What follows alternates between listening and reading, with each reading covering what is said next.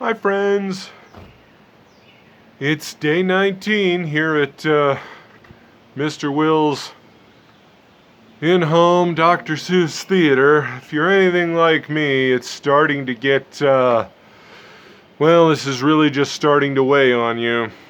But we just have to keep going. I was thinking about Mr. Rogers and how one of his key values was always kindness. You know, he said if you could only ever be one thing to a person, the best option to pick was kindness. And I think that's right. You know, kindness is often undervalued, but I think that's one of the things we're going to come out of this with, at least I hope it is just a new appreciation for the wonderful power of just basic kindness. I mean, we're reminded by this that we're all one family, no matter how we look or what we do. There are all kinds of different ways for us to be us.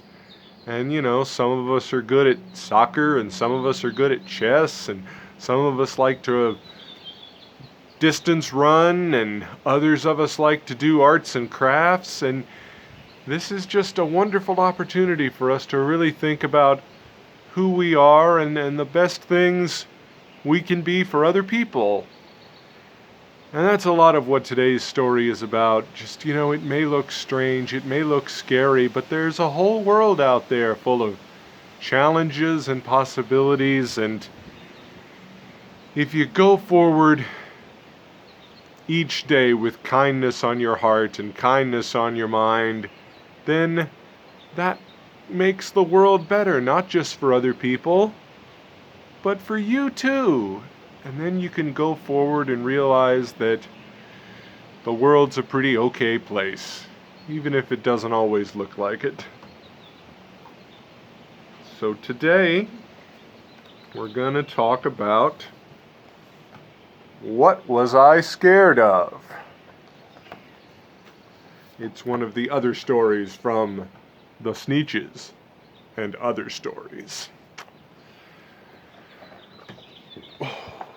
Well, I was walking in the night, and I saw nothing scary, for I had never been afraid of anything, not very.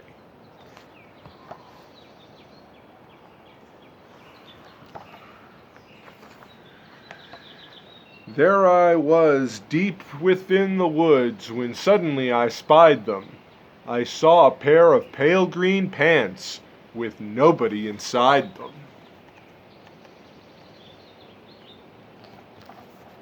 I wasn't scared, but yet I stopped. What could those pants be there for? What could a pair of pants at night be standing in the air for? It's a good question. And then they moved, those empty pants. They kind of started jumping. And then my heart, I must admit, it kind of started thumping. So I got out. I got out fast as I could go, sir. I wasn't scared, but pants like that I did not care for, no, sir.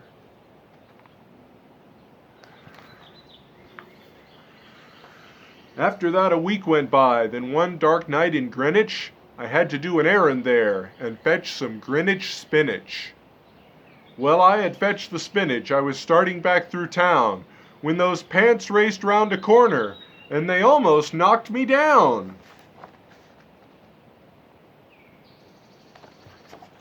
I lost my Greenwich spinach, but I didn't even care. I ran for home, believe me, I had really had a scare. Now, bicycles were never made for pale green pants to ride 'em, especially spooky pale green pants with nobody inside 'em.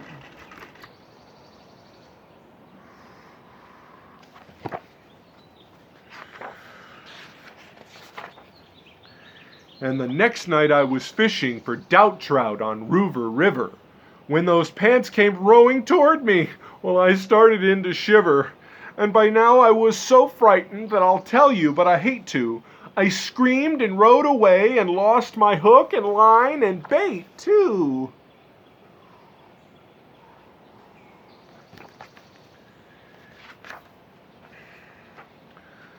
I ran and found a brickle bush. I hid myself away. I got brickles in my britches, but I stayed there anyway. I stayed all night, the next night too. I'd be there still, no doubt. But I had to do an errand, so the next night I went out.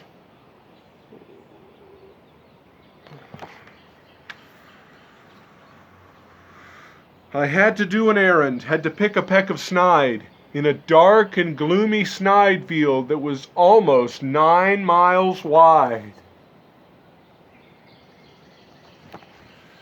I said I do not fear those pants with nobody inside them.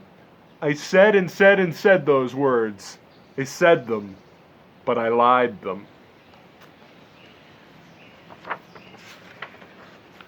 Then I reached inside a snide bush, and the next thing that I knew, I felt my hand touch someone.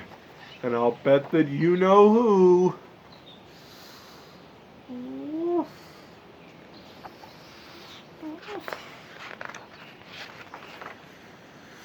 And there I was, caught in the snide, and in that dreadful place, those spooky, empty pants and I were standing face to face. I yelled for help, I screamed, I shrieked, I howled, I yelled, I cried. Oh, save me from these pale green pants with nobody inside. But then a strange thing happened. Why, those pants began to cry. Those pants began to tremble. They were just as scared as I. I never heard such whimpering, and I began to see that I was just as strange to them as they were strange to me.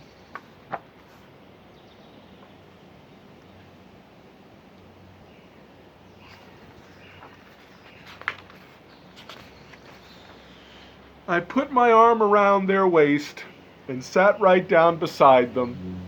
I calmed them down, poor empty pants, with nobody inside them.